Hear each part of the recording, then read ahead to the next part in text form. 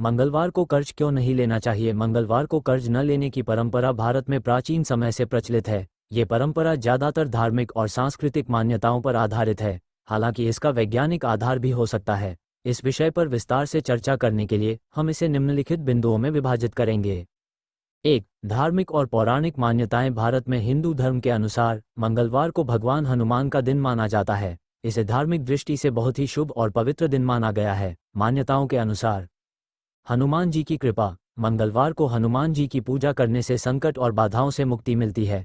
कर्ज लेना या देना इस दिन को अपवित्र माना जाता है क्योंकि इसे आर्थिक अस्थिरता का प्रतीक समझा जाता है। मंगल दोष। ज्योतिषीय दृष्टि से मंगलवार को मंगल ग्रह का प्रभाव होता है। मंगल ग्रह को उग्र और अशुभ ग्रह माना जाता है और कर्ज लेना मंगल के अशुभ प्रभाव को बढ़ा सकता है। पौराणिक कथाएं। पौराणिक ग्रंथों में उल्लेख है कि मंगलवार को कर्ज लेने से व्यक्ति का धन कभी लौटता नहीं है और उसकी आर्थिक स्थिति खराब हो जाती है। 2. ज्योतिषीय दृष्टिकोण। भारतीय ज्योतिष में ग्रहों का हमारे जीवन पर गहरा प्रभाव माना गया है। मंगलवार का संबंध मंगल ग्रह से है, जो कि ऊर्जा, शक्ति और संघर्ष का प्रतीक है। मंगल ग्रह और कर्ज। मंगल को युद्ध, शक्ति और संघर्ष का ग्रह माना जाता है। ये ग्रह ऋण, संपत्ति और भूमि से भी जुड़ा है। यदि इस दिन कर्ज लिया जाए तो इसे अशुभ माना जाता है क्योंकि यह संघर्ष और आर्थिक समस्याओं को बढ़ा सकता है।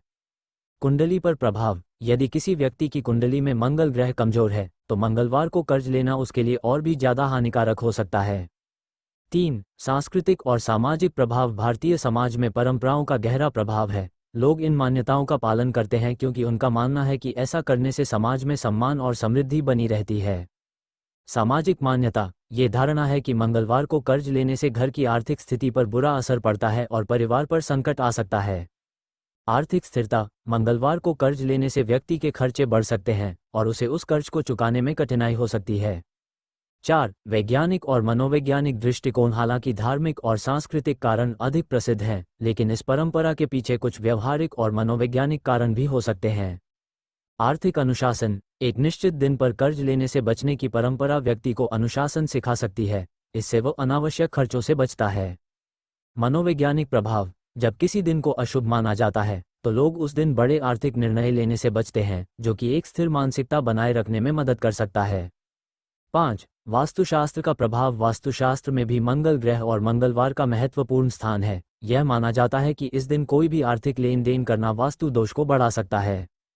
घर की ऊर्जा पर असर। मंगलवार को कर्ज लेने से घर की ऊर्जा नकारात्मक हो सकती है, जिससे आर्थिक समस्याएं बढ़ सकती हैं। धन का प्रवाह। मंगलवार को कर्ज लेने से धन का प्रवाह रुक सकता है और व्यक्ति पर ऋण का बोझ बढ़ सकता है। 6. प्रचलित लोक मान्यताएं। ग्रामीण इलाकों और छोटे कस्बों में मंगलवार को कर्ज न लेने की प्रथा आज भी प्रचलित है। लोक कथाओं और परंपराओं में इसे इस प्रकार समझाया गया है। अशुभ घटनाओं का डर। ग्रामीण क्षेत्रों में ये धारणा है कि मंगलवार को कर्ज लेने से व्यक्ति पर आपदाएं आ सकती हैं।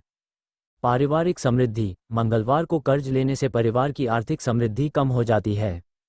7. आधुनिक दृष्टिकोण। आज के समय में भले ही वैज्ञानिक दृष्टिकोण धार्मिक मान्यताओं से अलग हो, फिर भी लोग इन परंपराओं का पालन करते हैं। व्यावसायिक निर्णय। बड़े व्यवसायों में भी इस बात का ध्यान रखा जाता है कि मंगलवार को कर्ज न लिया जाए। सावधानी। ये परंपरा व्यक्ति को सोच समझकर आर्थिक निर्णय लेने की प्रेरणा देती है। 8. प्रेरणादायक कहानियां और अनुभव। ऐसे कई उदाहरण मिलते हैं जहां लोगों ने मंगलवार को कर्ज लेकर नुकसान का सामना किया। ये धारणा इन्हीं अनुभवों से और भी मजबूत होती है।